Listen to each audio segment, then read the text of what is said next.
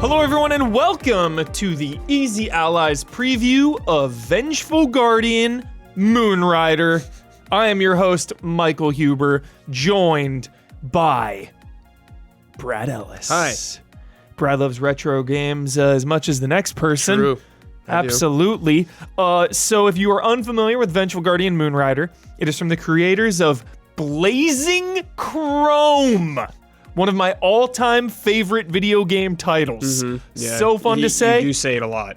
For everyone out there watching, just say it. Just say it out loud, really loud. Well, Blazing Chrome. no one says it like that except you.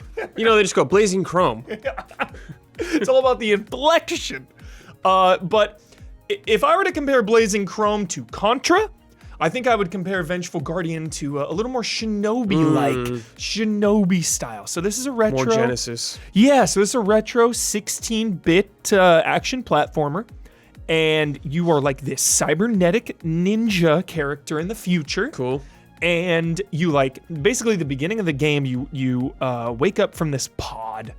Yeah. And you just start Waking up. You start cutting through. You know, that's pretty much the Yeah. only story I know. There's there was a little bit of a cutscene about like a terrorist attack, and the police arrested everyone, and then it just shows the police like shooting everyone. Oh my God. Misinformation. Pretty gory game, you know, when you kill some enemies, it's pretty gory. Basically, I only got to play the tutorial and the first two areas. I don't even think it was like a full stage. It was like the Okay. first so, two. Yeah. Yeah, Okay. it was like Okay, area okay. clear. But what you can do, so your character has a katana, slashes. God, I have katana. Yeah. You have like basically a 3-hit combo, but then you also have like a running slash that does quite a bit of damage, which feels really nice. And then you also have like a jump kick, which is really cool. It feels really nice. Everything feels great. And then you also have a classic wall jump. Okay. For the yeah, platforming. ninja. So all this stuff feels really good. It has the classic things where you can grab this ledge and shimmy on over, and then just little platforms to wall jump up. And the level seemed really linear from what I played. Yeah, I'm sure. It was Yeah. mainly just going through a straight path. The first one was What kind was of the first level? yeah. The first one was kind of like this lab base type. Breaking out of the lab. Yeah, it looked aesthetically just okay, this level, but then the next one was really cool because you were jumping from airships to other airships. cool. Had some good depth in the background, foreground, everything looked really cool. In addition to the katana, you also have a special move. Basically, it was like a Chidori thing. Oh, a lightning It's thing? like, yeah. Cool. So you have you have your health meter and your mana meter, energy meter, whatever it was. So you couldn't spam that thing.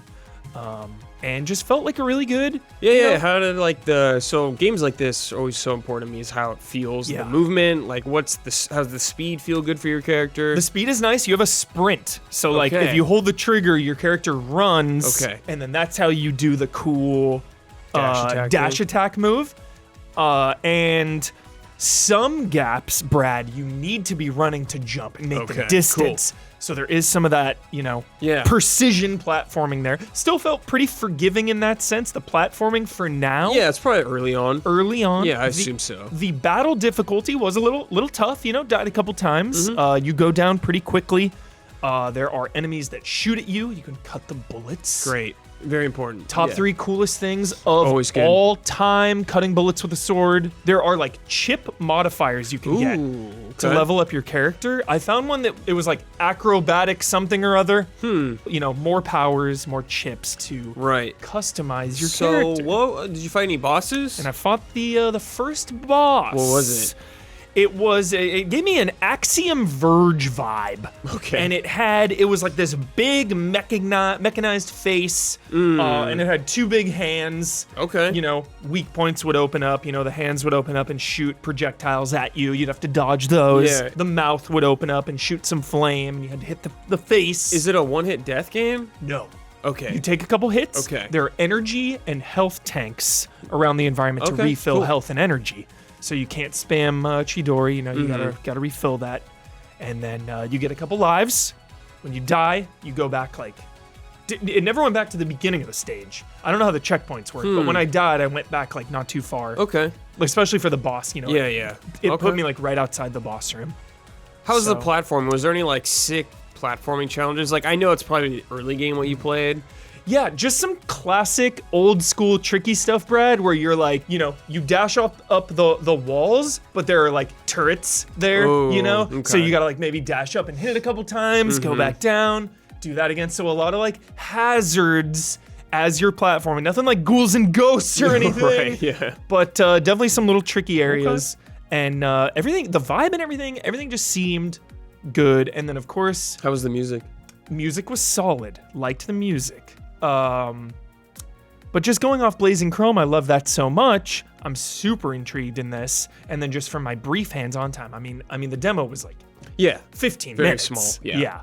So just by the little bit I played, like definitely on my radar. Seems good, yeah. Yeah. Okay. So definitely Brad bait. I was like, this is 100% Yeah. a Brad Ellis game. Yeah. Definitely. I can't imagine you skipping this. Yeah, I'll probably play it. Yeah. I'll play it. Yeah. So Vengeful Guardian Moonrider coming out in 2022 at some point. Okay. And until then, you know, maybe go back and check out Blazing Chrome.